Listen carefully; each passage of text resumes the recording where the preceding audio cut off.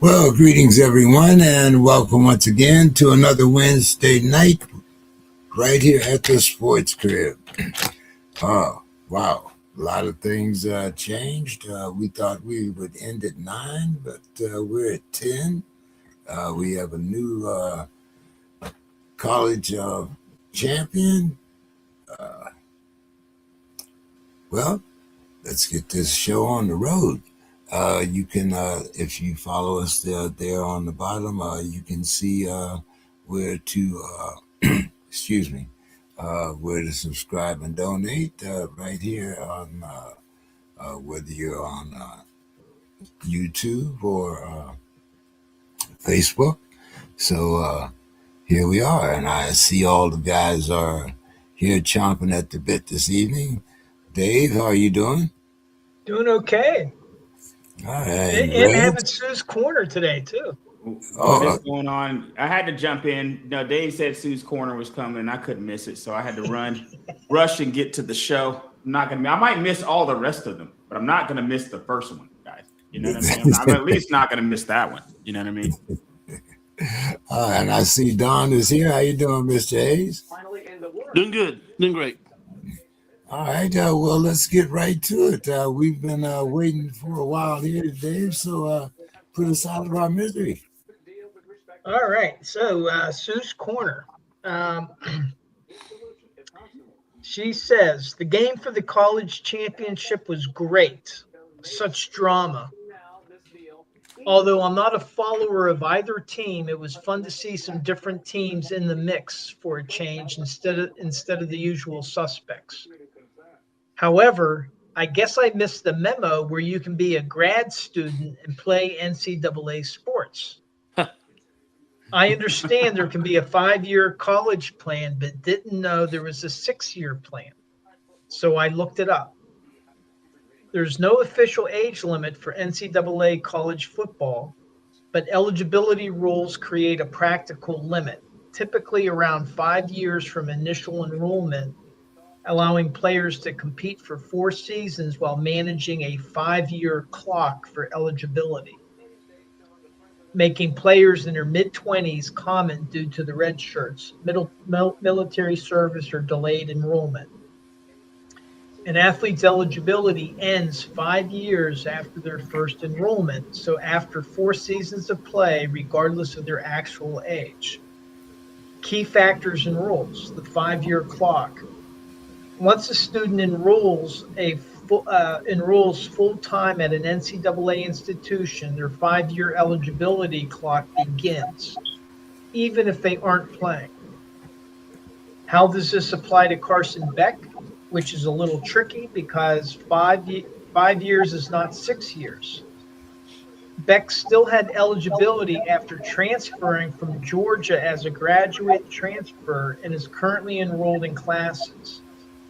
His redshirt season, combined with the NCAA's COVID-19 eligibility waiver, allowed him to play through the 2025-26 season and no further. In NCAA college football, athletes must be full-time students, but can continue playing after undergrad graduation by enrolling in graduate programs if they have eligibility left.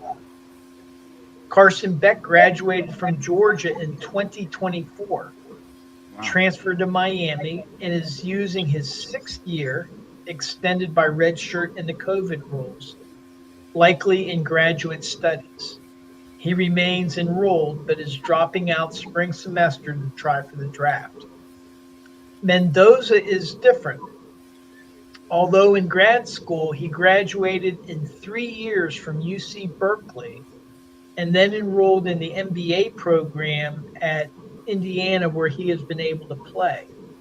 He was redshirted in 2022 and played for UC in 2023-2024, and he then transferred to Indiana for the 2025 season in grad school. Indiana actually has one of the best MBA programs in the country. Mendoza is known as an outstanding student, so this isn't graduate basket weaving. Mendoza hasn't really played longer than normal, He's only been a football player since 2022 when he was redshirted, so he's really only played 3 years. Mendoza is 22 and Beck is 23. I don't love these bending of the rules. I think that it really limits opportunities for the next wave of college players because there is no room on the rosters if we have players that hang around for 5 or 6 years. I think in Beck's case, the rules were bent to the point of almost being broken, but that's what happens when you need to make the big money and have the big programs which rules college sports today. And that's Sue's Corner. And Yeah, I very, actually very heard insightful. another related to it. I think it was a quarterback. He was saying he wasn't taking any courses. I guess he was enrolled as a graduate student, but he said, "Oh, I graduated last year," and so he was playing football, but He's not even enrolled as taking. a football player. That's what Well, that's what that's he's what it enrolled comes as, down a to, football player. And right? I'm trying to make this money before it runs out. So Yeah. we're gonna see 30-year-old players if we could. They're gonna stretch that thing out, man. Especially if you can't go to the NFL and make the money. Man, I'm gonna collect this college money as long as I can, fellas. Well, Yeah. Bo Nix had quite a long college career, different circumstances, but you know. Bill, your microphone is muted. There you are. Yeah. Well, the champion is Cam McCormick. I don't know if you've ever touched that. That's the winner. How long did he play? Well, he had about 4 medical red shirts, but he was Goodness. 29, I think, by the time he graduated or finished up at Miami. Yeah. What wasn't there a Miami quarterback back in the day that became a 27-year-old rookie in the NFL? Well, there have been some guys who were 28, 27, but they always had some sort of, like they had left, right? A lot of the guys went to go play baseball. Like John David Booty was something like 27 or 28, but he spent 4 or 5 years playing baseball. Chad Hutchinson, DJ Shockley. It's a long list, actually. Drew Henson was 26. A lot of guys who did the baseball route end up being, and then in some, obviously another guy who was 28, almost 29 by the time he enters the league is Roger Staubach, but that's a slightly different deal. But yes, he's the only successful guy, in fact, to be that old amongst quarterbacks who entered the league at that age. And the only really successful, like Hall of Fame successful redshirt sophomore to enter is, with an asterisk, is Norm Ben Brocklin, who spent 3 years as a naval officer before finishing one last year at Oregon as essentially a redshirt sophomore and then entering the draft. And he was, I think, 25 or 26 by that point because of his 3 years of naval duty. But the fact is that what I would essentially like to see is, as long as you're making SAP, satisfactory academic progress. So if you are making satisfactory academic progress, you are at least, as an undergraduate, signed up for 12 or more hours, semester hours if you're on a semester plan. And as a graduate student, at least 2 classes. As long as you're enrolled and academically eligible, I don't have a problem with guys sticking around, especially if there's special circumstances like the COVID-19 circumstance or things like that. My issue is, to quote Cardell Jones, the guys who you didn't come to play school, right? Because at that point, it is truly a professional league, right? If you take the student athlete out, then we can't even pretend it's college football anymore, because the college part's now gone because you aren't taking classes, right? So that's I want that one last little fig leaf still attached. Leave a little something to the imagination. Don't take it all the way off. You know what I'm saying? Like, use those shadows. Use the chiaroscuro, the soft lighting, right? Make us feel like it's not pornography. Make it erotic. So, what did you guys think about that title game? Bill, you had picked Miami to beat Ohio State, and you had both of the contestants. What was your assessment of that game? Was it what you thought? It was what I thought, and in fact, I'll say this: Miami made it even closer than I thought they might. Miami is, I mean, once again, we all know the story: like 4 and 5 stars everywhere, and then just a sprinkling of 4 stars, mostly 3 and 2 stars on the other side. But one team is the best coach team maybe I've ever seen, but certainly the best I've seen in 20-something years.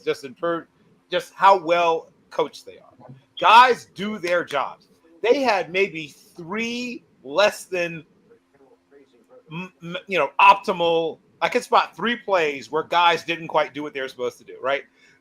All night against a very talented Miami team, there were 3 breakdowns in execution that I spotted for Indiana. All the other plays that Miami made, they earned, right? Except for those 3, every other play they made, they earned it. Somebody made a above the X's and O's play, right, to make it happen. And for the most part, with a couple of exceptions, Miami stayed away from being undisciplined, which has been one of their issues, right? They've been an undisciplined team. We saw one of the least penalized teams against one of the most penalized teams. And to their credit, Miami did not make a lot of silly mistakes. They made 1 or 2 big ones, obviously, unfortunately for them. But they had a close to clean run. But I've been saying this for a while. I'm not one of those people who's new to Kirk Cignetti. I've known who he is for, unlike maybe some other people, I've known who he is for years.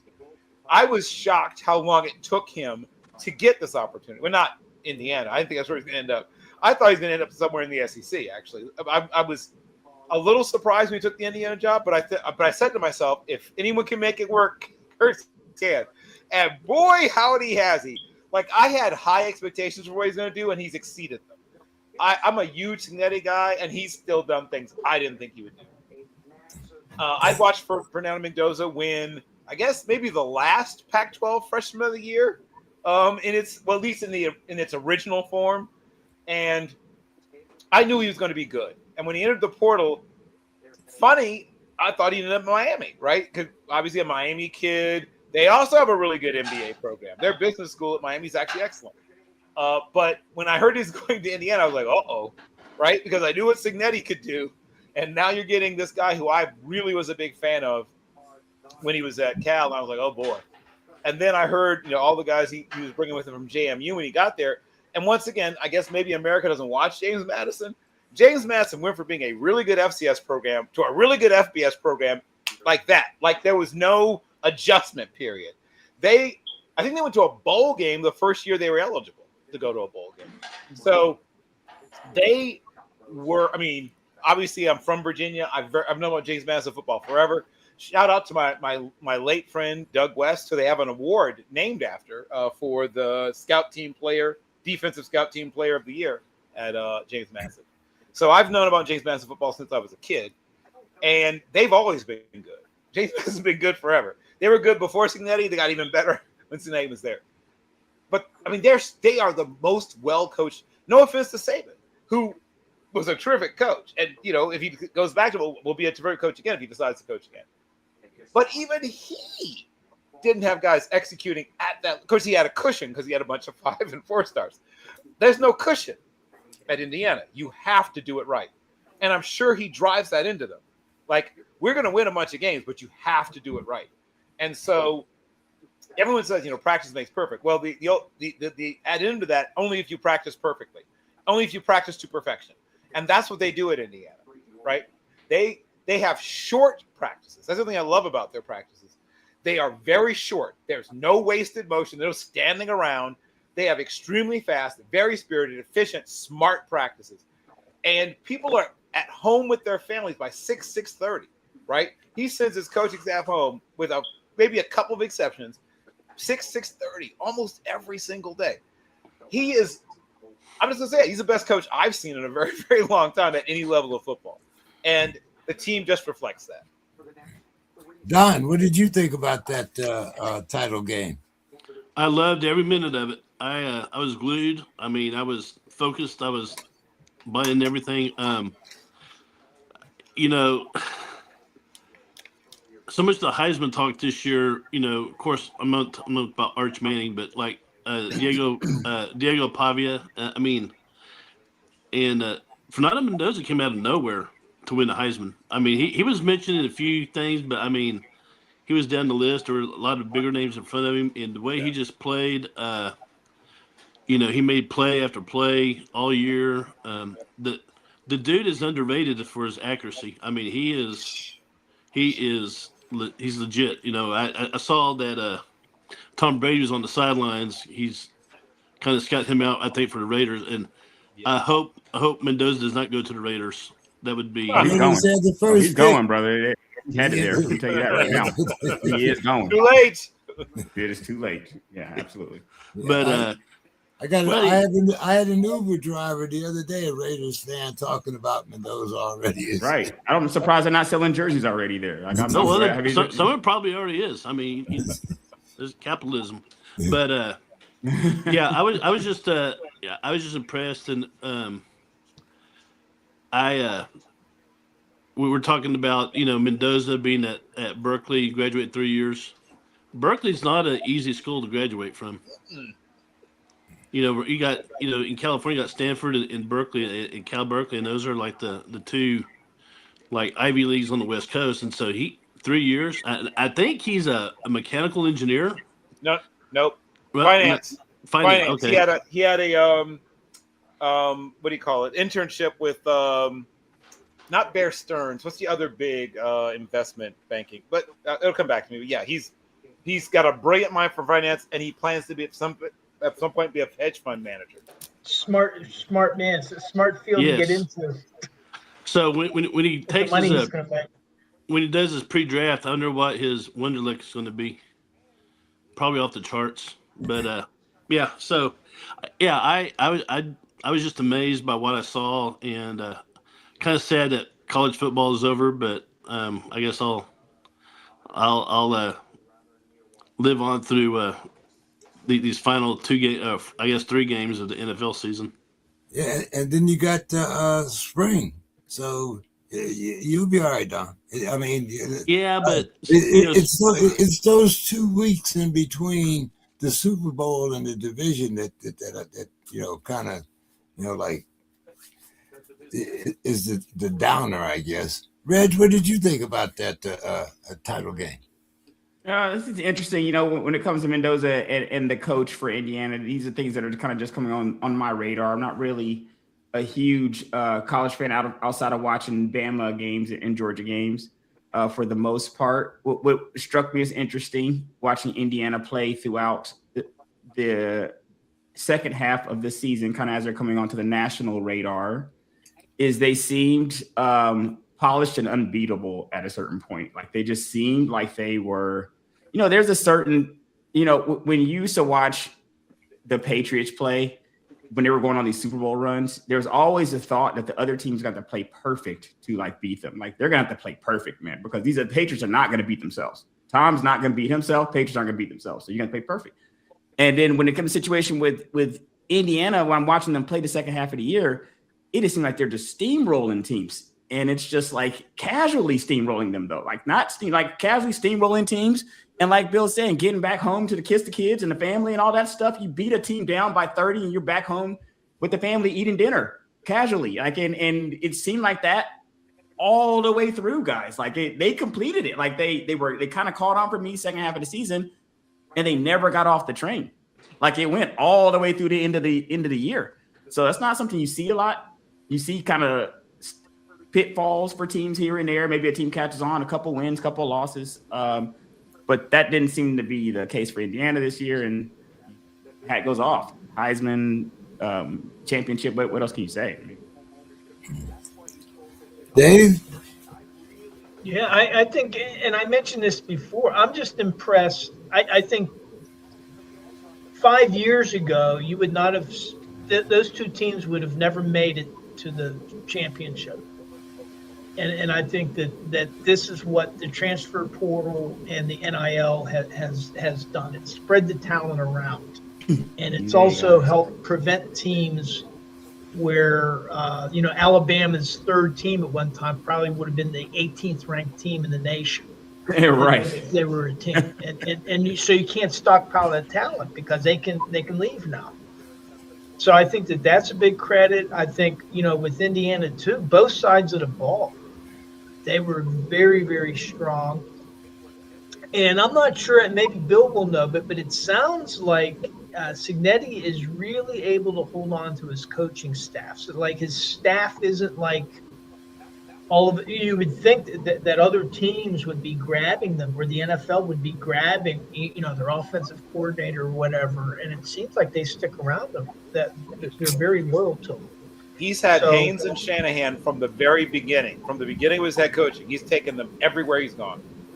Yeah. So he really is something. He I guess he exudes or attracts loyalty. And Pittsburgh guy, he coached at IUP, Indiana University of Pennsylvania, and I think they won the Go Vulcans. Pennsylvania. Which one? I said, "Go Vulcans." No, that's California. No, it's Cal PA. Sorry, that's right. No, he was up at IUP. They were the Indians, but I don't know what they called it themselves now. But they won a championship there. So he's. And I think that his name has even been mentioned with some NFL jobs, but he's not going to leave. He's 64. I think he's where he wants to be, and he can be wherever he wants to be, because people would be crazy not to pick him up. And I'm very happy for Mendoza. I mean, he had all the pressure on him to perform, and he made the grade. A lot of these young guys, sometimes, the pressure is on and then they kind of fall flat. I didn't see that from him. So. Yeah. Okay. Dave, it's kind of interesting. Mr. Kraft came out with a statement about an 18-game season and an increase. He wants all 32 teams to play in Europe. Dave, you've been one of the guys that said 18 games is too much. What do you think about Kraft? Is this about the fans, or is this just about being greedy? Follow the money. It's all about money. And the reality of it, I guess the NFLPA will be right behind it, because the more money that they make, well, then they have 47% of the shared revenues. So then the more money will be available for the players. But again, I mean, look at all the injuries this year.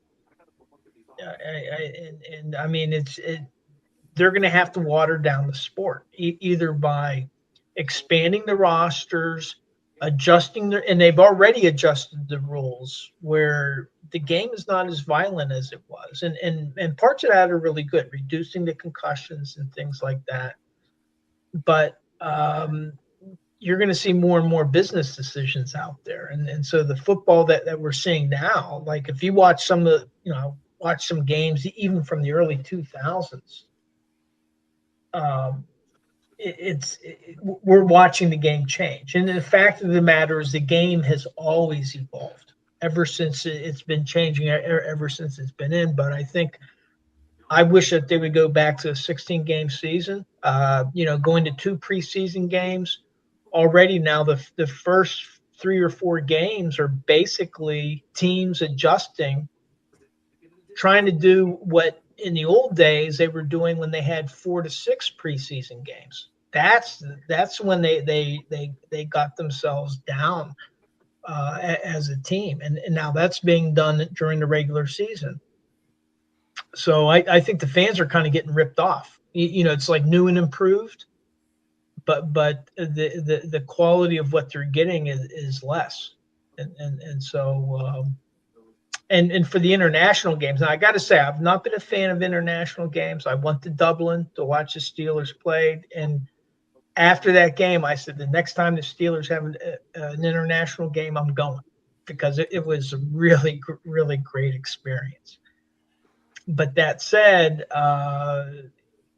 you look at what it creates are inequities in the scheduling, and so I think like Cleveland really got hammered where they're flying to London and then they're going back and having to play an away game on the way back, and so what they're doing is they're sacrificing competitive parity for money. And that's the fact of the matter. You're going to hear it more and more. Sports entertainment. I've heard Mike Tomlin before use the term, and I've heard other owners and coaches using the term sports entertainment. Where does that term come from? Professional wrestling, because that was actually a legal term that they were using in order to avoid antitrust laws and oversight by state organizations that normally would oversee boxing and that. They used to oversee wrestling. Well, the way they got out of it was professional entertainment. And that's what we're getting from the NFL now. Just listen to them. They're not fibbing. Bill, business decisions, sports entertainment. What's up here? Fan friendly or just greed?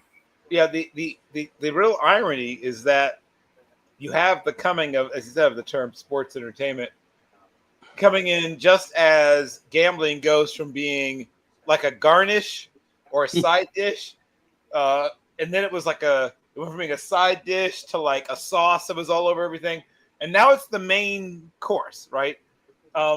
There's not a single part of the game that isn't officially somehow associated with FanDuel or MGM or what's the other one? The other one. Yeah, all of them, right? They all Kings. Anyone? Yeah, all of them. All of them are in their sleeper. Everybody is getting a piece of that pie. And so we now have, I mean, in some ways the game is healthier-ish than it's ever been before in terms of its market penetration, right? It's in more parts of the world than ever before.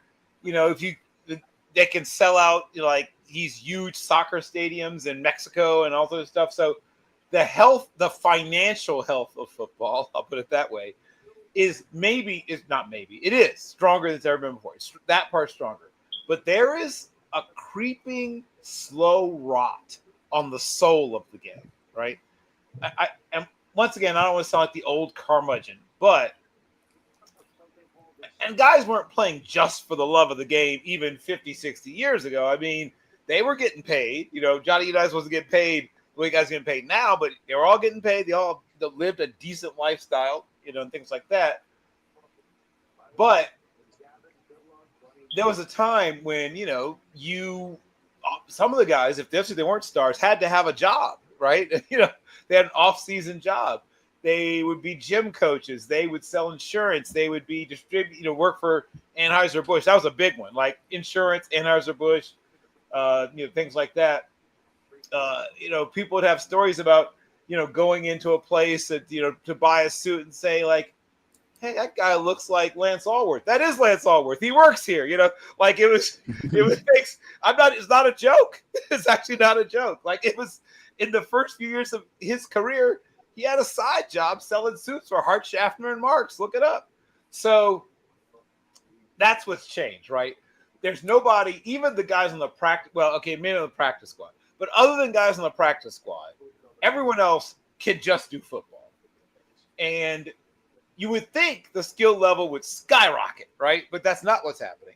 Part of what David said about cutting down on the preseason, you can't hit on consecutive days. I mean, all these things are different, so different, like wildly, completely different from the game that everyone who was born, I guess, before about 1980 or so grew up with, that there's moments where the game is almost unrecognizable in certain moments where it's like, wait a second, that's a flag, right? We all of a certain age have had a moment 2 or 3 times in every single game where we try to figure out what's that? How's that a flag? It's like, oh, that's right. I get it. You can't do that anymore. Like the body weight thing, like that, like I'm good with all the stuff about hits to the head and a lot of this stuff, but I still puzzle with how you expect defensive players to not land on top of the person they're tackling when they're going full speed and the other person's moving. That's That's some like quantum mechanics stuff you're asking guys to do on a football field. Like, how can I not? And I've seen guys try it, like when they kind of come at the side, and then if God help you if it's Josh Allen or God help you if it's Justin Herbert, because now he just rolls this way and boop, you fall off him and he's gone. Oh, how'd that happen? It's got to be incredibly frustrating playing defense. But getting back to what David said, the answer to all your questions you have about the modern state of football is money. Every single question you have, if you're ever confused about anything going on in football, remind yourself the answer will always be money. That will probably not change. Mr. Scott has joined us, I see. Sort of. Yeah, before 10 to what o'clock. you were saying, Bill. One thing I wanted to add is and it's the rapidity of the change. In 2008, the Steelers had to reorganize their ownership in part because the NFL wanted to keep such separation from gambling. And the Rooney family owned a dog track in Florida, and they had 49%, not 51, 49% interest in a casino. And because of that, they had to reorganize their ownership. And now today, gambling sports books are official sponsors through these sports books. Reg, what do you think about? Oh, go ahead, Dave. Finish your No, thought. that's. I just wanted to add that to what Bill was saying. What's your thoughts there, Reg?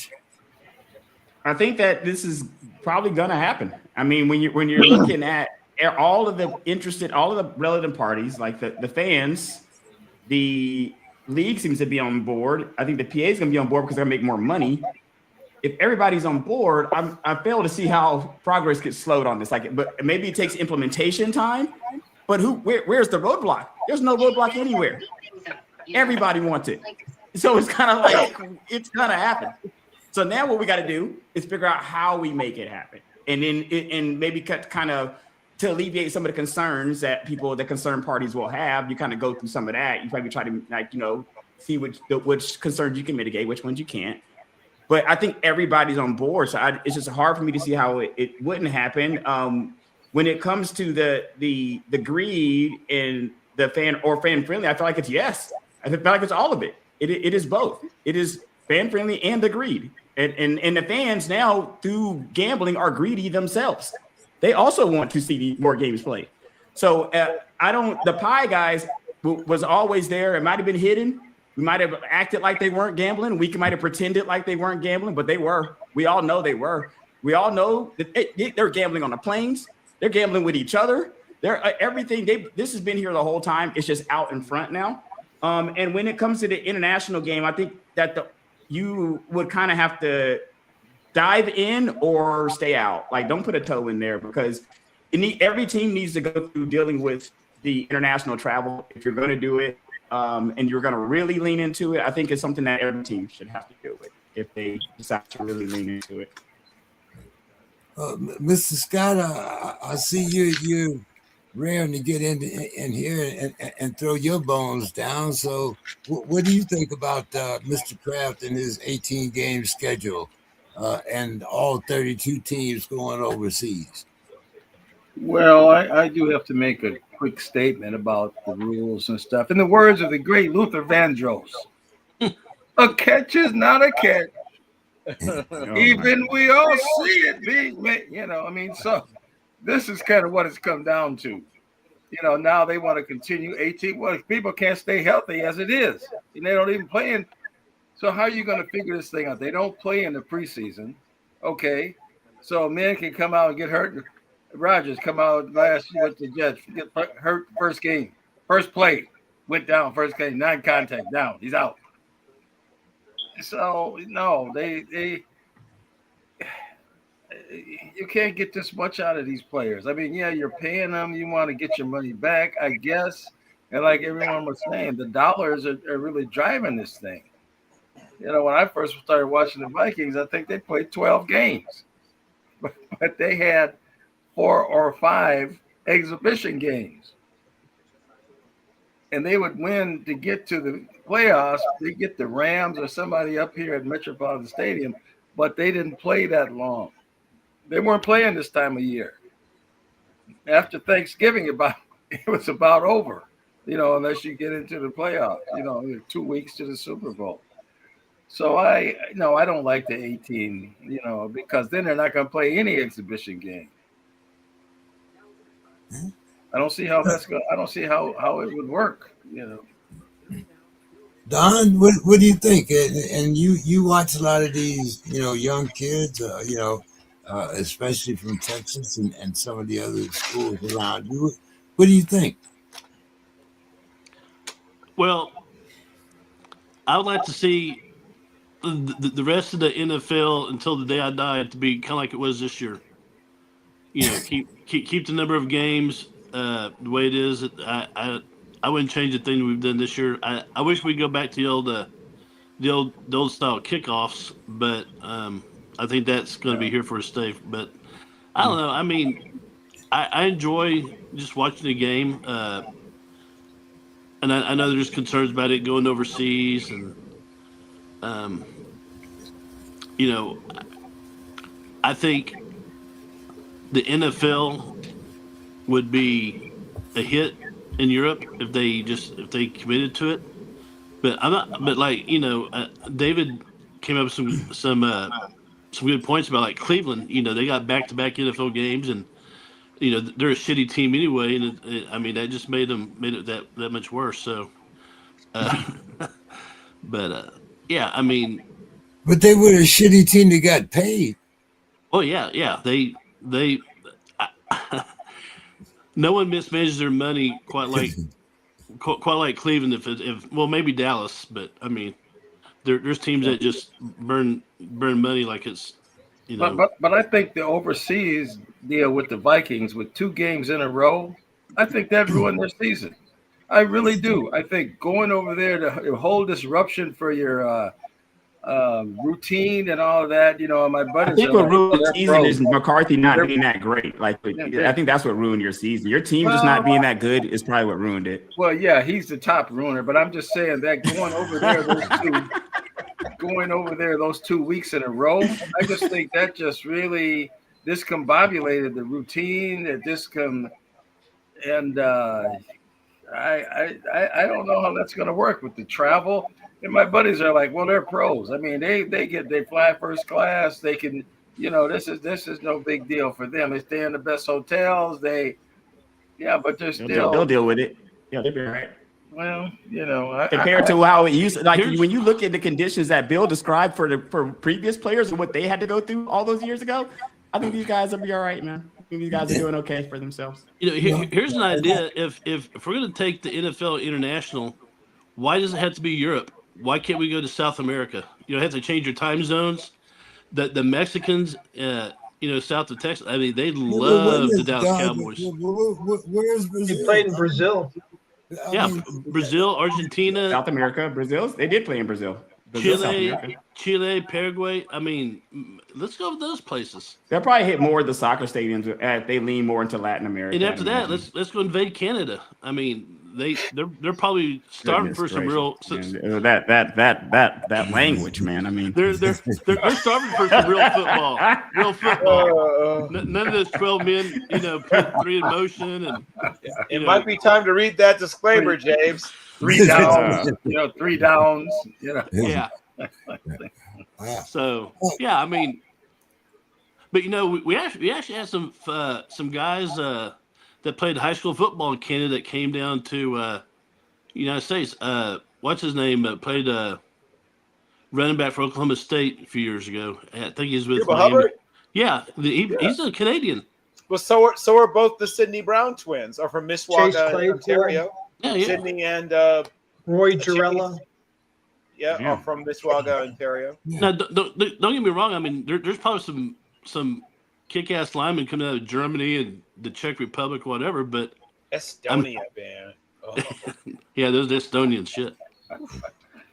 The first number retired by the Pittsburgh Steelers, number 70, was by a German-born Steeler, Ernie Stautner. He was German. He was born in Germany and then came to the U.S. as a young kid. Yeah. Stoddard was a badass. Yes. Yeah, he was. So, Don, we woke up to the news that there are now 10 coaches that have been fired.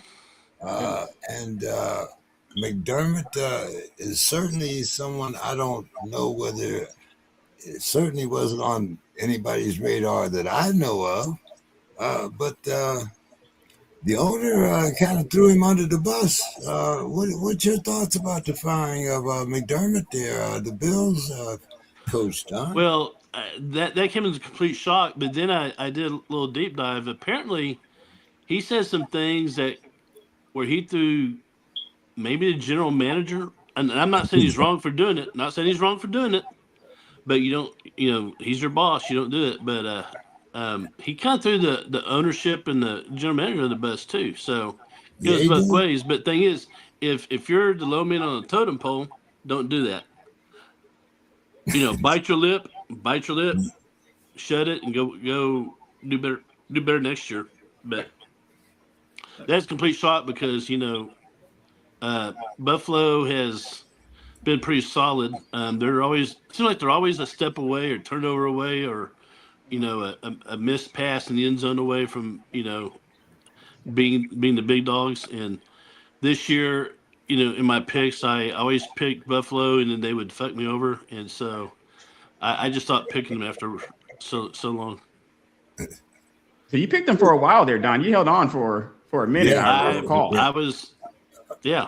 I think Don held on up until a few weeks ago. It was Well, I shredded all the previous sheets, so we don't have any more evidence.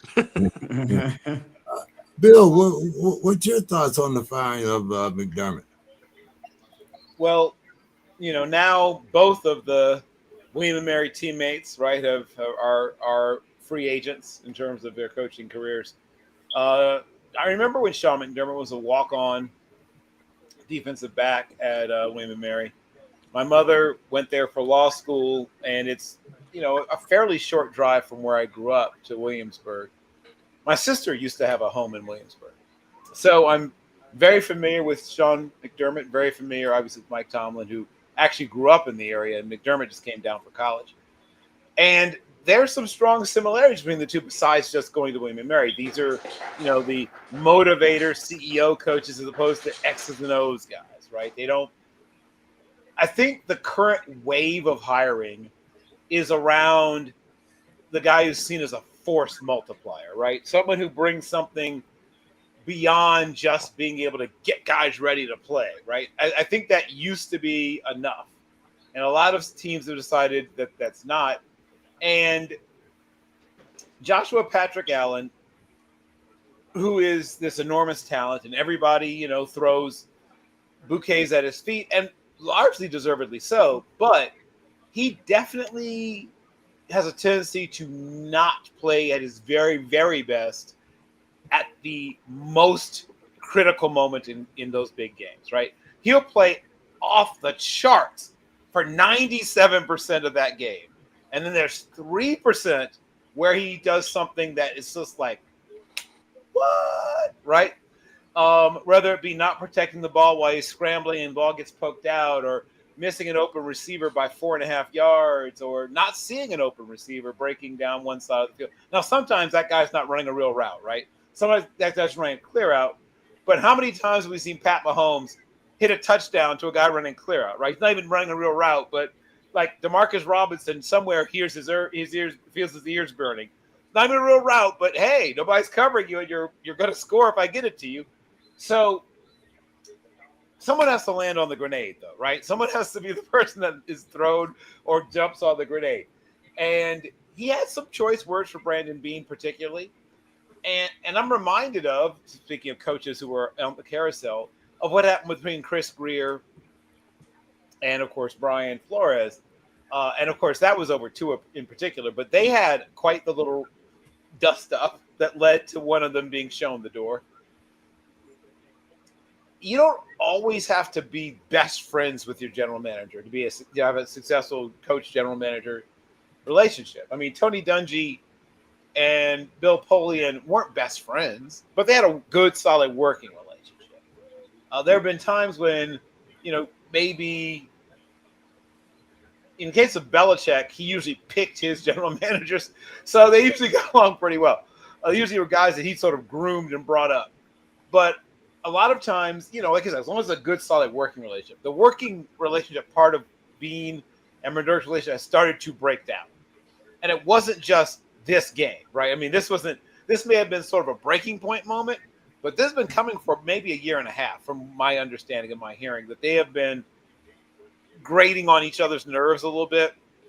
And there's been some pushback on certain things. And McDermott wanting certain players, and McBean and Brandon Bean wanting maybe slightly different players, or them disagreeing over who should be prioritized when free agent contracts are negotiated for. And of course, McDermott is himself a former defensive back, as I said. The secondary, I won't say it's the worst secondary in the world, but they have not invested a large amount of their cap in their defensive back room, right? They brought back Tre'Davious White now that he's not expensive anymore, right? He used to be very expensive. They let him go, right? They, stopped being so expensive. They brought him back. Cole Bishop is a young player on the ascent. And I even like, in fact, maybe Christian Benford might be the best of all of them in the group. But see, that's three people. That's three names. In modern NFL football, you need 5, right?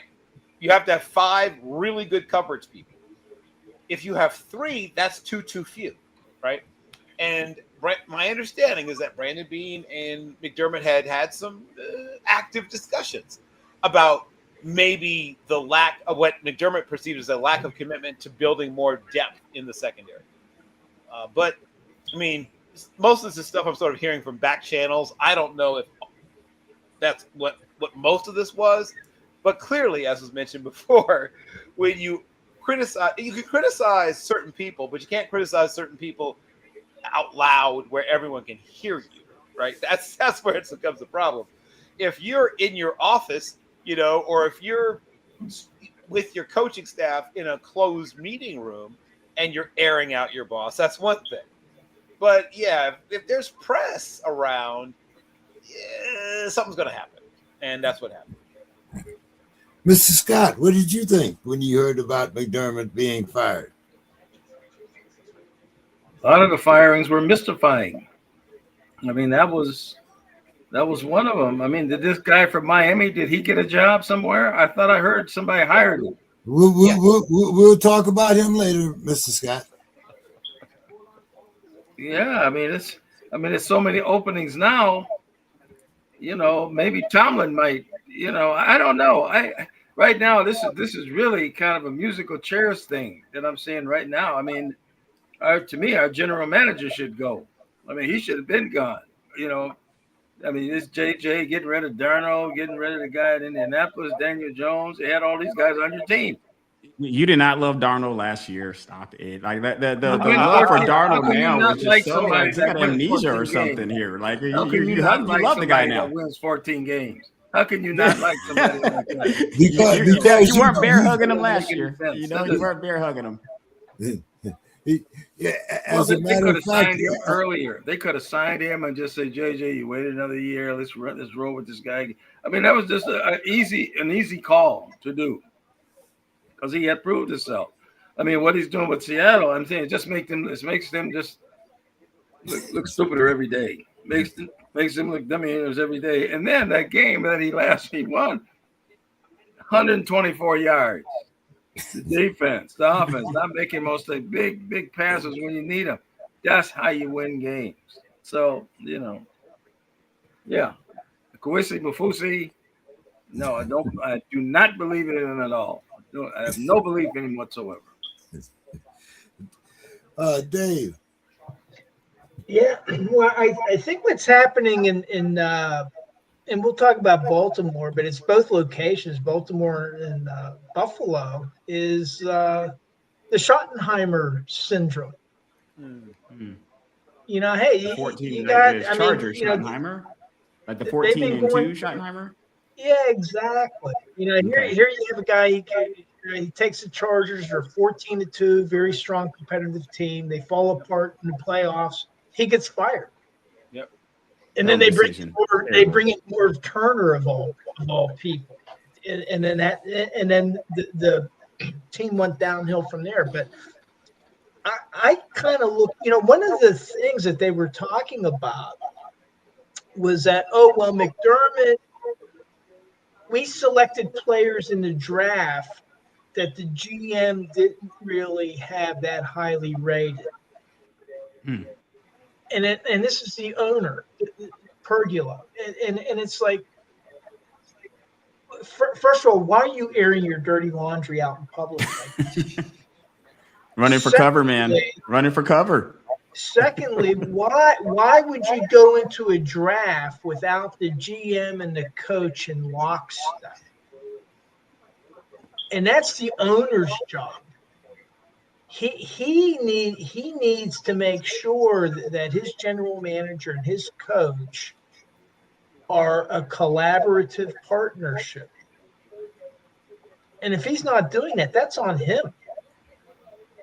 Is the way I look at it. And I mean, that's one of the things, the Steelers have always been a little bit boring, but one of the things that they do very well is they don't throw each other under the bus, and they come to a collaborative decision. This is the direction we're going. You won't see Omar Khan undercutting the coach, like Mike Tomlin, and you don't see Mike Tomlin undercutting the general manager. And I would expect that whoever they're interviewing for the next job, that's what they're looking for. And this is in Buffalo. I mean, I don't get it. You're going to the playoffs year after year. You got a shot. And Josh Allen made some like this one, where he tried to extend the play during the game and gave up the ball to the other team. I mean, that's the coach's fault. I don't get it. I mean, you're punishing success. This goes out to all. And you have all these teams. You have the very worst teams that have new owners. Tennessee, the Raiders. And then you have these teams that are in the playoffs. That are looking. And now Pittsburgh's a little different, where the coach stepped away. But when you had the owner firing the coaches, and they're going to the playoffs, I just don't get it. To me, he should be figuring out that, hey, we're good enough to get to the playoffs. How do I get my management team together so that they're working more effectively, so now we can take it to the next level? And instead, it seems like he's going to be starting all over again. So have you discussed why Tomlin stepped away? Have you discussed why? I know there's a lot of sadness. I know there's a lot of sadness in the room. I threw something out that could have been a possibility, and Reg came right out and just jumped all over me. He just came and I am ready to defend my guy, man. If it takes that, I'm out here. I'm ready, man. Via email, text message, or show. I'm going to defend. I'm going to defend, man. The mediocrity was locked in. I mean, he could do the mediocrity as long as he wanted to. He could stay. Mediocrity, you mean the division winner? Art Rooney, I mean, to the point that we're discussing, Art Rooney was prepared to bring Mike Tomlin back to coach in 2026. Yeah, I was going to say, I don't recall him being a part of this fired coaching situation. I don't know. Maybe the Vikings. Maybe the Vikings There was no news conference. There was no talking about. I'm really sad. This was my team for all these years. There was nothing. It was just an abrupt. You don't have to do that, man. We're professionals here. You can just step down. I'll see you later, guys. This they can keep it in house. This defense. It says there's no. They can't look at things. He addressed the team. He went to the people that were most important to him, and that was the coaches and the team. What about the fans? What about the fans? The fans are going to be the fans. The Yinzers are going to Yinz. Right. He went to the most important people. And the Pittsburgh fans have been calling to fire him for years now. Did he say why he quit? No, he didn't. He never said it. He never came out and said why he quit. I don't think he really owes anybody, but being an excellent coach the way that he has been, I think is all he owes. What he told the team is that, it might be time for a change, somebody that can make things more optimistic for you guys. after they told the team. How do you know that? Was that broadcast somewhere? Was that? He took accountability. Reg, I want you to talk about the McDermott firing and maybe the possibility of the Vikings hiring Tomlin as their general manager. No, I'm sorry. Okay, I say, man, that's it, man. The show would be over, man. I would have to get off right then. I can't take such stressful things like that. But I will tell you, when it comes to the Bills, why isn't Josh Allen getting more smoke here? Like, I think Josh Allen, it's time for the smoke for you, bro. Like, because at the end of the day, this is what happens to the greats, and it happens to all of them. And it's time for you.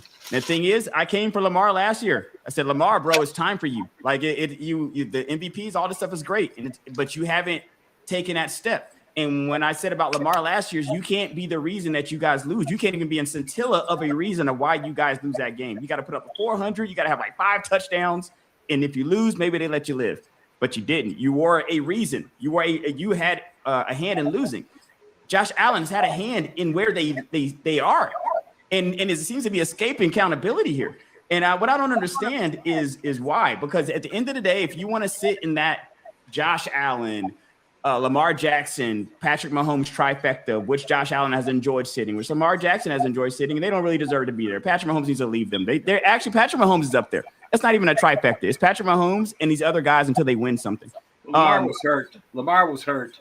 Until they win something, it's these other guys. And what it is I don't understand why the coach would get all the responsibility for this. And when you hear what he said, guys, I didn't hear any lies in his commentary. I'm looking at the coaches. I'm trying to look up what McDermott says, and I see no lies detected.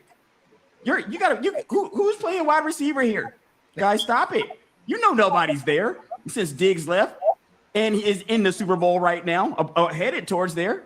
Rapidly headed toward the Super Bowl. That's your guy right there that you just let go. So how does the GM escape accountability? If you either going to clean the house like they did in Atlanta, I said get rid of both. It's GM and coach. If we're going to clean house, let's just go. Let's just do it all together. And when this particular situation, it's not like you can look at the Bills and point out a bunch of players on the team and say, hey, this guy's there, this guy's there, this guy's there, this guy's there. I got Josh Allen. I got James Cook.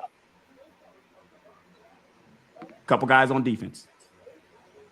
What do we got here that's making the GM look so stellar?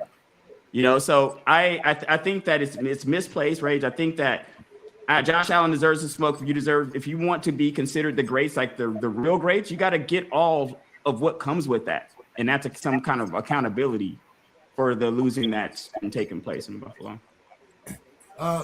Reg, what do you think about your new hire? I like him, but at the end of the day, it's going to be polarizing here in Atlanta. I like Stefanski. I like any of these guys. You can roll the dice, and I like any of these guys. Here's the problem, though. Problem is we don't have a quarterback, and we're going to be looking for another coach in 2 to 3 years if you don't find one. I don't care. You just got a number one. Just got a number one quarterback. You got a number one quarterback. Who's the number one quarterback we got? The guy that got hurt. Who is that? Who's that number Penix. one though? Like you said, a number one quarterback. That's Penix? Penix. Penix. Okay. Penix got drafted in the first round. Number one, I'm not sure. Maybe like this kid has played like maybe 13 games. He's played 13 games. Now I understand in JJ McCarthy years that's a lifetime, but he's only played 13 games. So it's kind of like end of the day. And to be honest with you guys, he had not earned it. For me, like he wasn't setting the world on fire. He was no Drake May out there. So you're happy even with then Cousins. he hadn't earned it. So you're happy with Cousins then? Okay. No, I mean that what else are we gonna? Who else is gonna play the position at this point? We don't have nobody else here, and we're either going to punt the position this year. I'm not sure exactly what's going to happen, and that's one of the reasons Harbaugh is not sitting in Atlanta right now. All right. Yeah. So, Mr. Scott, what did you think about Harbaugh going to the Giants? And what was his reason for quitting the Ravens? I mean, for getting fired from the Ravens. I'm sorry. What are your reasons for getting fired? I could have been just a cumulative. I mean, this is the second year that he's had that running back, isn't it? Yeah, Mr. Henry. Yeah, for sure. Mr. Henry, had the best running back. I mean, he made some questionable decisions on using him where he could have controlled a lot of games using Derrick Henry. Didn't do it. But I'm not surprised he got snapped up right away. Got a big bag to go to the Giants, which they got money. They want to make a splash. But I was kind of surprised that he got fired. I mean, he's been there a while. They're still good. I mean, but this was a disappointing year. This was a very disappointing year for them, and so he just that's what happens. You bear the brunt of it. It's only people like Tomlin, they don't bear brunts. They don't. That's because they keep winning. That's why they don't bear them. They bear them because they have winning seasons, multiple. So they just continue to just, they walk on water, according to some people. But I mean, when you're winning all the time, that's kind of what happens to you. Bill, what did you think about that? Atlanta? Why didn't he go? Why doesn't he go to Atlanta? Oh, why doesn't he, man? Oh my good. I'll take off work for that, guys. If that happened, let you know. I'll take off. I already told my friends. If it would remotely happen, I'm taking off immediately. Bill, what did you think about that? Yeah, I mean, it's the Giants want to reestablish themselves as a blue chip operation. And say what you want about either of the Harbaugh brothers, right? They come from a football family. They are obviously the sons of Jack Harbaugh. They have been around football from prior to their actual conception. They are football people, right? There's not a John Harbaugh podcast or a Jim Harbaugh podcast. I can't remember. I've seen maybe Jim Harbaugh do maybe one or two commercials a few years back, but I haven't seen anything recently. I can't remember ever seeing a John Harbaugh commercial. Maybe he has some local stuff that I didn't, maybe I don't live in the right part of the country. But apparently he hasn't done a single national commercial that I know of. So these are people that don't really have like hobbies or interests, right? I'm sure they love their children, whatever, that kind of thing. Regular church attendance. But other than that, the classic 3Fs, faith, family, football, that's it, right? That's all I ever hear about. I don't see people building their, outside brand, right? So this is a person that is going to establish a culture, right? They wanted a culture builder. And the two big culture builders who are available are Tomlin and Harbaugh. They're choosing between those two. Those are the two culture builders, right? There's lots of scheme guys out here in the mix. If you want a defensive scheme guy, you've got Minter, you've got Shula, you've got Flores. When an offensive scheme guy, you've got, to some extent, McCarthy. You've got even some of these super, super young guys getting interviews. Like guys I've interviewed when they were players, like Nathan Shieldhouse and Davis Webb, who I think their combined age is still less than Kurt Cignetti's age. In fact, it is. The combined age of Nathan Shieldhouse and Davis Webb is still less than the age of Kurt Cignetti. There's a moment for you. So there's lots of scheme guys out there, but they decided that's not what they want. They didn't want another Brian Daboll, right? They've tried that. They wanted a culture builder. And that means you're deciding between Tomlin and Harbaugh.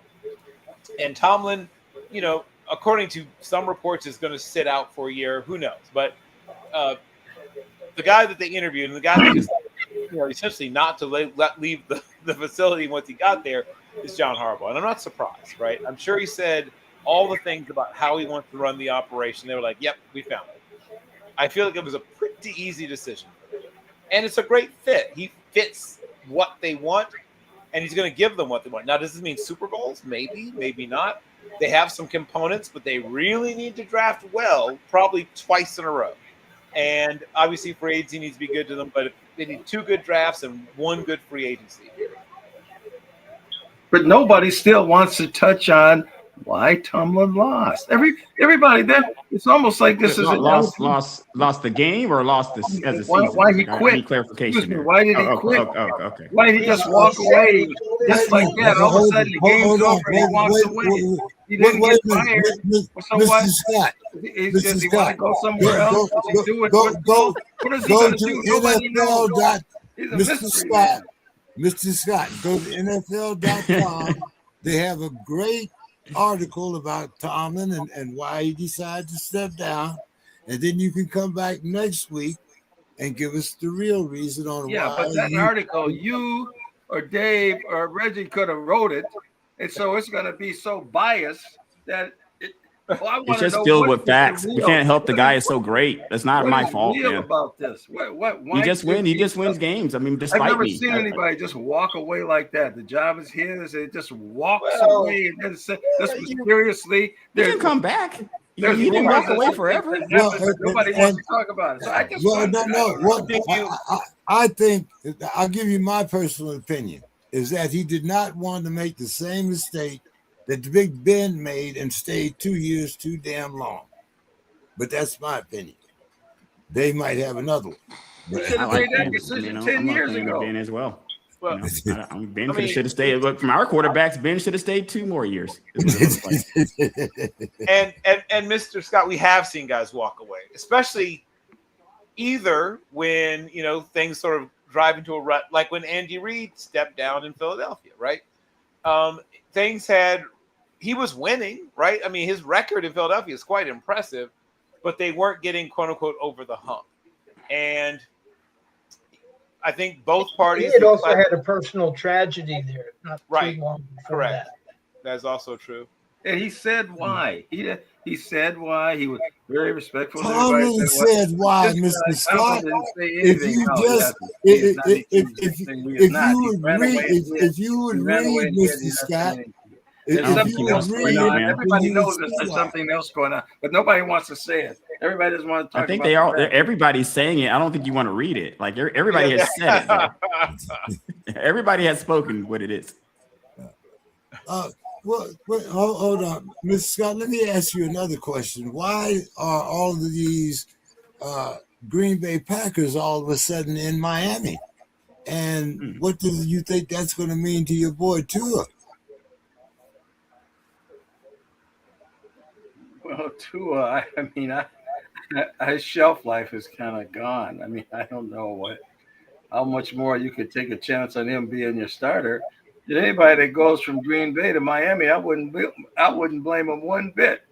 Sitting up here in this ice box that I'm sitting up in here, Miami sounds like a real. I may go down to Miami and just stay down there for a week, just for the heck of it. Don, what's your thoughts on this? We got the GM from the Packers going down to Miami. We got the Jeff Heffley. He's going down as the head coach. What do you think of it? Does this mean that Tua might be out and Malik Willis in? It could be.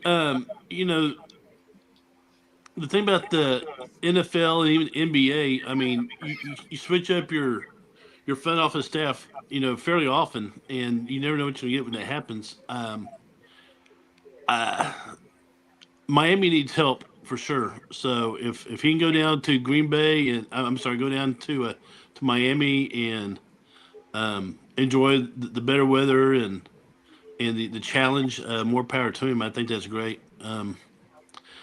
But the other topic, and I haven't really been asked my opinion, but I'm going to give it to you. I think Mike Tomlin is one of the top 3 or 4 coaches in the NFL. I also think he's one of the top people in the NFL. I think he's been in Pittsburgh for a while, and there is a thing called burnout, and so I think he just said, you know what, I'm done. I've proved I've had to, and I'm going to step aside. So maybe he got fired behind the doors. I don't know, but I'm just going to say that happened. Yeah, I'm just going to say that I think he stepped aside and said, let a younger man take over. I mean, I've been in the coaching business. I've seen it happen. So God bless Coach Tomlin. If he wants to come back in the coaching after a while, he's more welcome to come to the Cowboys.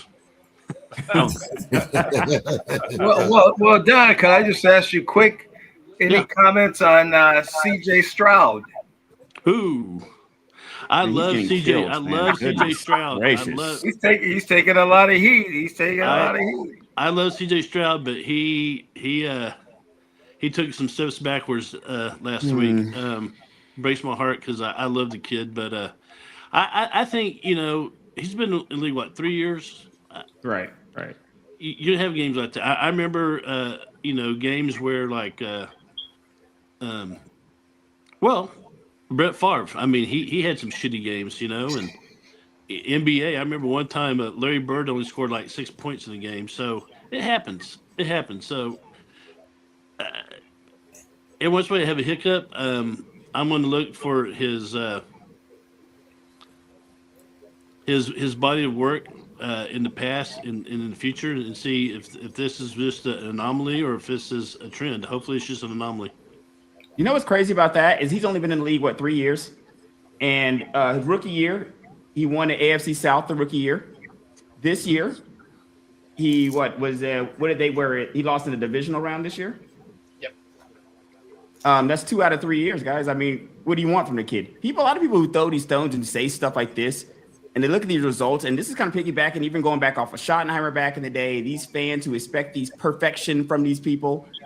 You come down to like Atlanta where we're losing all the time, and then you see how it really feels because you got these fans that are winning and it's not good enough for them. Like we just don't win. We want to win it all. Like, hey, everybody does, but you got to at least kind of keep your team competitive to get there. And if you can field a competitive football team, that's something, man. There's something to that, And Stroud's getting killed, but the result's pretty good. Well, Atlanta's poor decisions. I mean, that's been their problem. Poor decisions. The Cousins thing, giving him a big bag, and then bailing on him right away. I mean, that's poor decisions there. They So I don't. I think it's kind of rich. A Minnesota Viking fan talking about poor decisions. Yeah, I was gonna say because if I'm not mistaken, the guy, our quarterback's not the one that's headed to the Super Bowl right now. I think it's the one that was in Minnesota. I was gonna say Sam Darnold didn't play for Atlanta. Sam Darnold played for Minnesota, man, not Atlanta. Dave, how's our standings here? It looks like somebody's run away with the. Oh yeah, well, I just wanted to mention a couple of things on these coaches. I mean, first was Stefanski. To me, he was one of the better coaches that was fired, and I agree with that myself. What's interesting is Baker Mayfield's already he's sent out some shade. He's like, hey, sure. you kind of. I'm still waiting for a phone call from whenever they let him go, and looking forward to playing him twice a year. So that's going to be interesting. With Miami, it's like, okay, well, first it was between Brian Flores and the general manager. Brian Flores was fired, and then there was something about the players there. And then, then it was between the coach and the GM this year. They fired the GM and they kept the coach, but then they fired the coach at the end of the year. And so I think what's happened is the owner's just reaching a frustration point. He's saying, hey, I got a clean house. I think it was Reggie had said before, get rid of both. And that's probably what they needed to do from the get-go. Yeah, but they got rid of Flores. They got rid of Flores because they were winning with that guy, Ryan Fitzgerald. Things were going just fine, and he wanted to bench him. Fitzpatrick, excuse me. And then they wanted to put in Tua. Just all of a sudden, during the middle of the season, he said he's just going to bench him. And the man I forget who was supporting who, whether that was Flores not wanting to play Tua and to stick with Fitzmagic or vice versa. But the point of the thing is that they were having dissension there and they were having to make decisions. And then he was doing it kind of partially. Hey, we're getting rid of the coach this time. Then this year it was like they got rid of the general manager mid-season, and then they waited till the end of the season to fire McDaniel. And it's like, well, just get it over with. Just rip the Band-Aid off. And then with Harbaugh, that's going to be interesting. I think that he's a good coach. I don't think that he's as good of a culture builder as Tomlin, and I'm basing that from watching the Hard Knocks, whenever the AFC North was featured. And if you saw the way that whenever they were both addressing their teams and the way the teams were responding to them, I found Harbaugh to be a little bit flat. But that just might be my bias. He's a really good coach, And so I think that as long as the Giants, as long as they can get them the talent, I think that they may be going to the playoffs. He And went maybe there not next year, because of the but soon talent. enough. What's That's that? right. He went there because of the talent. He went there because they have a Scatterbo and They need to get it healthy. Yeah, And but Neighbors they and need all the Scatterby both need to pieces. get it It's healthy. not enough. You got the flashy toys, but you need to have the line. I mean, like in yeah, Baltimore, they had but at fullback, least Ricard. you got to have some building blocks too. He didn't go somewhere where the cupboard was bare. Yeah, but I think the Giants have a ways to go, in my opinion. Anyway, they're not a playoff team by any means right now. The only one they have to beat is the Cowboys. Well, you got the Commanders coming back. You got the Eagles. I No respect for the mean, Eagles at all. I see that was just yeah, disrespectful. Like you just, I mean, the yeah. Eagles not even in that division No, anymore. Like no, no. I'm saying the Eagles are number one, and then you either have to beat the Commanders or the Cowboys to be number two. It's not like it's not like the NFC South, but it's not much better. I'd say the NFC East is a step above the NFC South, but that's yeah, just it's dumpster fire down that's here. my opinion. Yeah, But it's crazy. anyway, so to the scores. So last week we were missing Bill and Don. So they have Bill has 3 points from the wild card round, and Don has 4 from the wild card round. James, you only scored 2 last week, and you add that to the 6 from the wild card round, you have 8, and that puts you in a tie with Anthony, who had 3 last week and 5 in the wild card round, so he has 8. So we have 3, 4, 4, 8, 8, and Reggie. You didn't do as well as you did in the wild card round, but you had 4, and so you got 11 points. I And got then 11. Okay, double digits. I'm gonna take that. oh yeah, and then I'm somehow in the lead with 13. I don't know how. I think it's because I picked Chicago.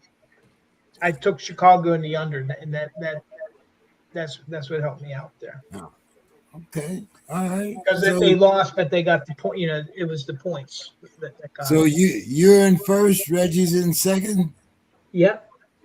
and Who then would have after thought? Right. Goodness gracious. all right, okay. I was the caboose all season. Yeah. Well, Don came out in the last week and won his polo, so we'll see. And that should be in the mail to you, Don. That should be on the way. I was hoping to get it today. I was going to wear it. Well, Very nice. maybe you can once you get it. Maybe you can wear it. I'll wear it next. I'll wear it on the show next week. I'm sure. All right. Hopefully it'll get there. Reggie, that yours between you and the Allied. I said they got your information, and it should be there as soon as I guess, like I said, 4 to 6 weeks. So we'll see. All right. Unfortunately, this week, guys, we're getting down to the nitty. We only have 2 games on Sunday. So let's start out with the early game. We had the Patriots, and they are giving the Broncos 5.5. The over-under is 42.5. Anybody got any faith in Stenham? What do you think here, Reg? No, I'm going with the Pats. I mean, I'm sorry, I have no faith in it. I mean, I probably would have gone with the. No, I've been talking Bo Nix up all year, so I would have been forced to kind of go with him if he was healthy. But I do like the Pats here, so I'm gonna take the Pats, and I'm gonna go with the. What's that? 42. I'm gonna go Pats and under. Okay, and we had the Rams. Now the Rams are getting 2.5. They're playing at the Seahawks. The over-under is 46.5, and the regular season is 1-1. I'm going to take the Seahawks here, and I'm going to take the over. Seahawks in the over. Final thoughts, Reg. My final thoughts is wishing one Mike Tomlin a great offseason. Take your time off here, Mike. I appreciate everything that you did here for us. Take the time off, enjoy it, and then hopefully maybe in a year or so, maybe he comes back or something like that. You know, we'll see. But that's wishing Mike Tomlin here the best as we come into the off season here. I'm glad Mr. Scott was here for that because that's a few more of those coming here. I got about 4 dedicated to Mike, so that was. I wouldn't expect anything less. I wouldn't expect All anything. Right. There's 3 more of those if you're ever around from them. All right, guys. I'll see you later. All right, care, you have a Reggie. good one, Reg. Don, Yes. we have the Patriots here. Like I said, they're giving the Broncos 5.5, and the over/under is 42.5. Yeah, so it's gonna be colder than a polar bear's dick in December, wherever they're. So, yeah, the snow, ice, Arctic blast. I'm gonna go Patriots in the under. Okay. I would have gone Denver, except for they lost their quarterback. So, but I think Patriots will eke it out. Okay, and you got the Rams, like I said, getting 2.5, playing at the Seahawks. Over/under is 46.5. See, during the season, they're 1-1. When it goes to the Super Bowl here, huh? Yeah, I'm gonna go. My heart says L.A., but my brain says Seahawks, and I bet with my brain, so I'll go Seahawks in the under. Final thoughts there, Don. Final thoughts. Well, this is kind of a funny little thought. Kind of when I see things on TV or on the internet, I like to do a deep dive and all that. And today I took a deep dive. So on my little news thread on my phone, I got this thing about the controversy at the national championship game. I'm like, well, what controversy? I knew that a fight kind of broke out after the game. Carson Beck didn't shake hands with the opposing team. So what the hell's going on? Well, it had nothing to do with those scandals. Apparently, a cameraman for ESPN zoomed in on a young lady, and people who are in the know went crazy. Why they go crazy? This young lady watching, cheering for Miami. Well, she's a porn star, and so I'm like, we're getting all hot and bothered over a porn star being shown on TV by the ESPN cameraman. And so, me being curious, being a male, I said, "Oh, her name is Abella Danger." And so, I went and Googled her and said, "Oh, wow, nice. It's good. It's good that. My thought was it's good that she's in college. I think she's in her late 20s, but she's in college, and maybe she's left that porn career behind. Maybe she'll go to the Miami Business School, like Bill was saying. Maybe she'll major in finance and make something of herself. So, Miss Danger, good luck wherever you are." That's my final thought. Kind of humorous, I hear you, Don. Keeping it real, Don. Bill. So I guess keeping the theme of Steelers coaches, on this day in 1992, Bill Cowher became the head coach of the Pittsburgh Steelers. And he had the rather unenviable task of replacing one Charles Henry Chuck Noll. And it's always easier to be the man after the man who replaces the man, right? It was a little easier for Tomlin, right, than it was for Cowher. But Cowher had to shoulder the enormous responsibility of becoming the Steelers' first head coach since they hired Noll at the end of the 69 season. And while Noll had some losing seasons, right? I mean, the first time I really remember the Steelers at all, they'd gone 7-7 the year prior and then sort of broke through in 72. The Steelers, obviously people now think of the Steelers as this, standard of excellence, blah, blah, blah. But the Steelers were an absolute terrible franchise for a lot of the 50s and pretty much all of the 60s. And Noel changed all that, right? Not single-handedly. He had a good coaching staff. Tom Moore and even people like Dungy were briefly on the staff, and Cowher was not the hottest name. I mean, he was a guy that people thought would be a head coach, but it wasn't like there was this huge buzz surrounding the name of Bill Cowher. But that is also true of Noel. When Noel got the job, there was no huge buzz surrounding. There were even other coaches on the staff that he was on in Cleveland that were more highly regarded, including young Don Shula, were considered more highly regarded, young future head coaches on that same staff that he was on in Cleveland. And so, and I guess to keep the theme alive, when Tomlin got the job, he was one of the, he actually was truly a Rooney Rule interview. He got the interview in order to satisfy the Rooney Rule. Guess what? No, that's wrong. That's wrong. Incorrect. Well, I won't say it was to satisfy it, but the Steelers front office themselves thought he would one day be a good head coach. They thought it was a little early, but he blew their minds. He was so good when they got him in the room, they decided not to let him leave. That's probably how I should have put it, but at least in part, he gets this opportunity because of the Rooney Rule. That part is true, that he gets this opportunity so early, particularly in his coaching career, because of the Rooney Rule. Without the Rooney Rule, he probably spends years climbing the ladder before he gets a chance to be interviewed for a head coaching. But the point, this is not even about him. The point is that Bill Cowher, another one of those respected but not super, super, super highly regarded names, goes into that room and makes a strong impression that he leaves with one of the most highly regarded jobs in all of professional sports.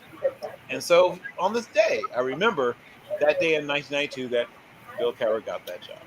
That is my final thought. You want to give your picks now? Yes, I most certainly do. I will take the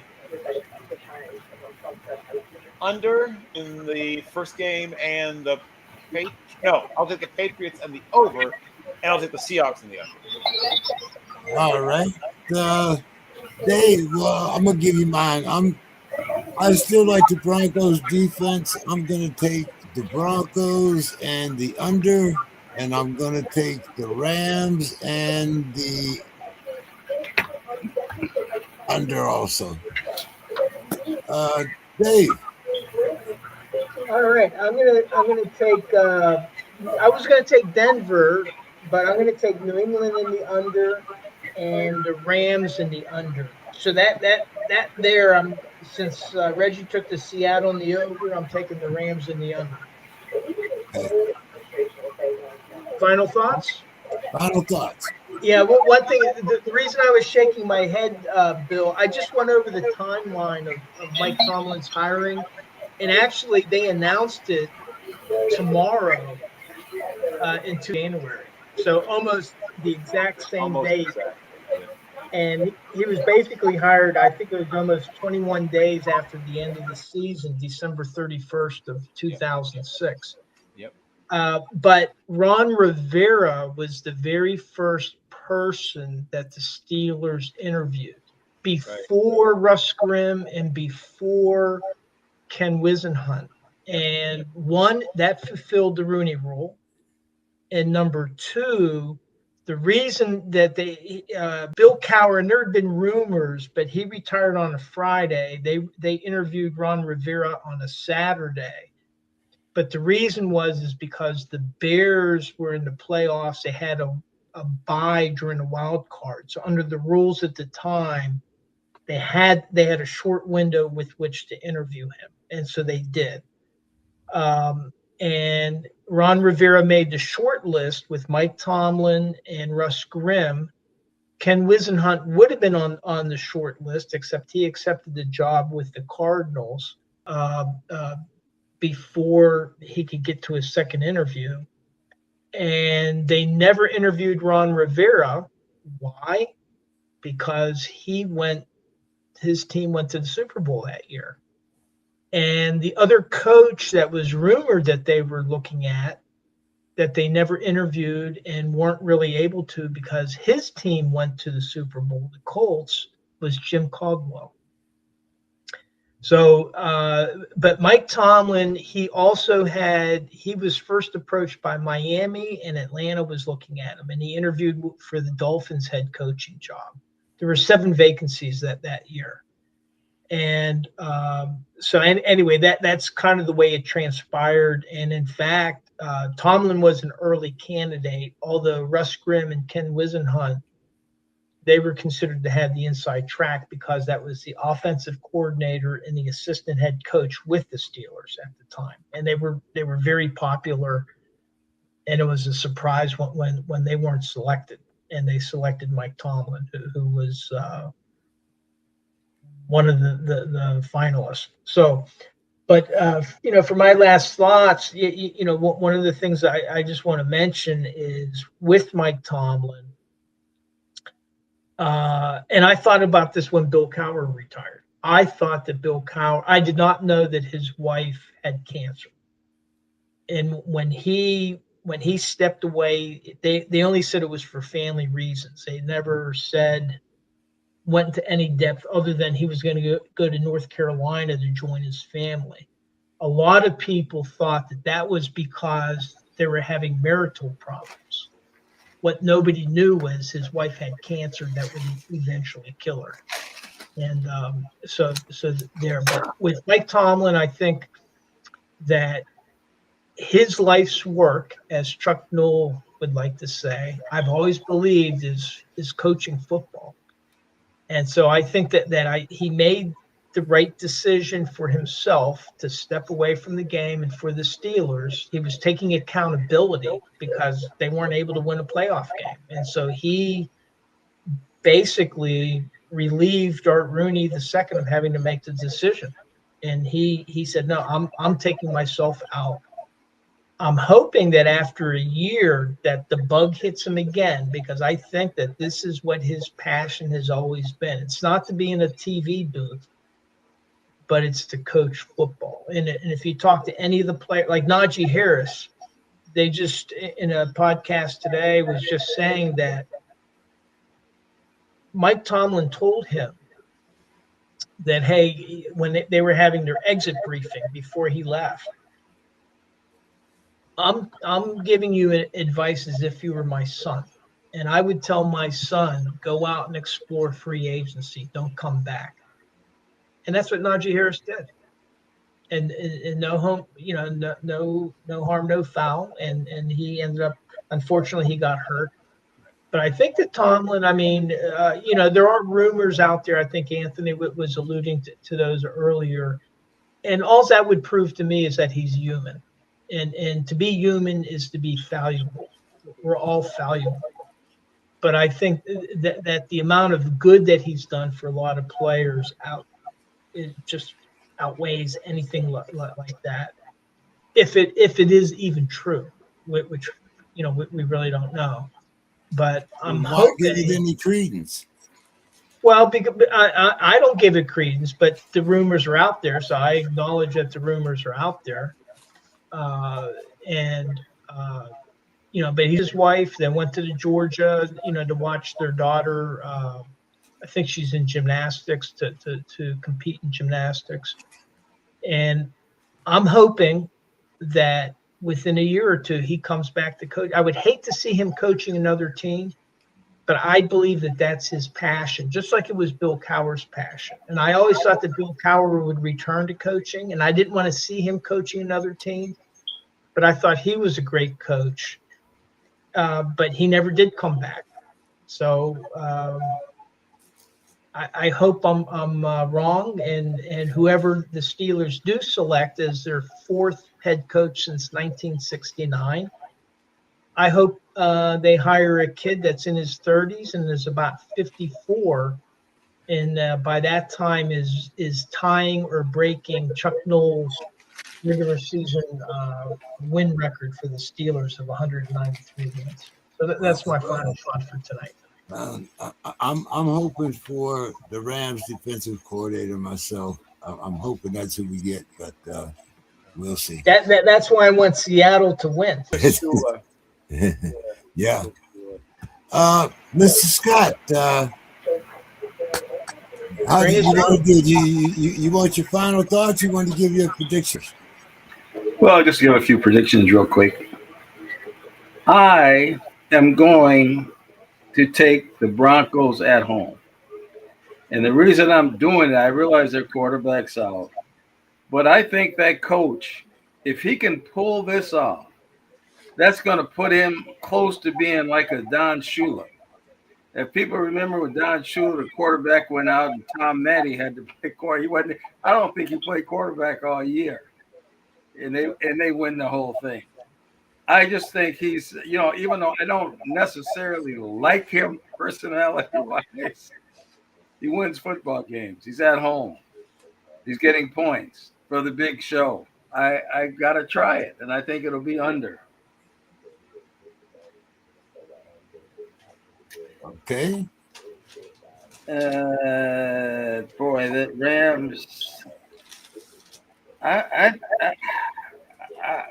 I'm gonna stick with the Rams. I've got to stick with the Rams. I mean, they've been able to pull rabbits out, and Stafford, he's getting up there. He's a little shaky, but that Pua Nakua, thinking the Rams in the under. I think Mr. Scott is trying to jinx me here, but I'm gonna see. I don't know here. Your final thoughts here, Mr. Scott? Well, I don't know. Just a couple thoughts, regarding football, and your great coach that's left. He's part of the Denny Green tree. Tom was part of Denny Green tree, and Denny Green's part of the Bill Walsh tree, and Tony Dungy, and Tony Dungy and Tomlin, they're real close. I'm not sure if they coached on the Vikings at the same time, but somehow. Tampa. What's that? Tampa. Well, I know he went to Tampa. Okay, they coached at Tampa. Okay, yeah. And that Bill Walsh, and then this guy that Denny had, what was his name? Billick? Brian Billick went to the Ravens. Won a Super Bowl.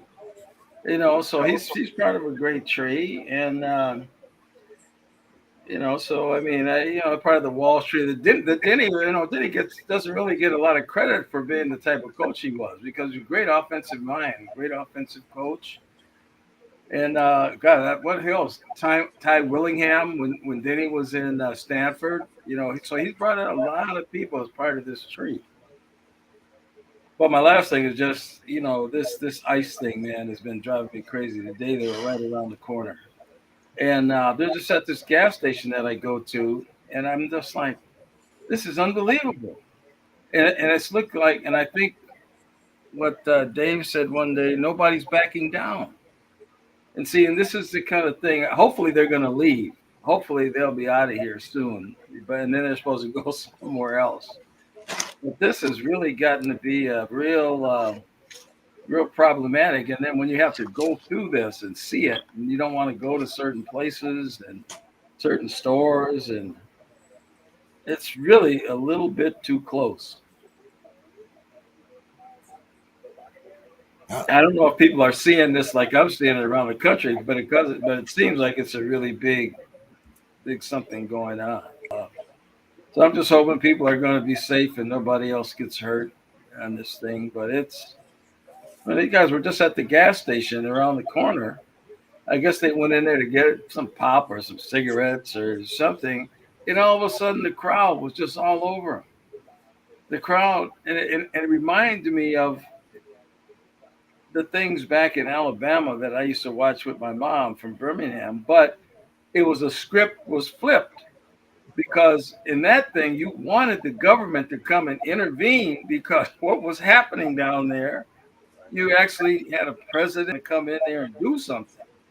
Now it just seems like it just is getting so out of control that I get concerned, when you got kids and grandkids and kids going to school. It's very interesting. So the games will be very well. Looking forward to it this weekend. All right, guys. Well, hey, as usual, great show. Looking forward to the games this weekend, and regardless of where you're at, be safe. Yeah, we're supposed to be getting a lot of snow here on the East Coast. Oh yeah. When I called my buddy in Pittsburgh yesterday, he told me it was 19. I'm like, of course, it was 77 out here, so I couldn't say too much. But anyway, Well, they can have it. Anybody can have it. You know, it's great. It's coming to Texas. Really? yeah. Really? Yeah, they're Yeah, thinking snow. you get snow in Houston and not a lot in San Antonio, but you do get some, don't you, Don? 3 years ago, we got 12 inches. Yeah, well, yeah, that's some, I'd say. Yeah. Wow. How long did it stay? 12 inches stays a while, we missed Bill. we missed the entire week on Valentine's Day back in 2021. Wasn't that when all the they lost all the power when all the Yes. wind generators failed? And Ted Cruz left the country. Yeah. All those wind farms, alternative energy, Right. they fucked us over. Do they have any weren't snowfalls? Do they have any snowfalls down there? I think probably in Lubbock, Dallas, probably, but not San Antonio. They just spread salt and sand on the highways. All right, guys. Well, When they had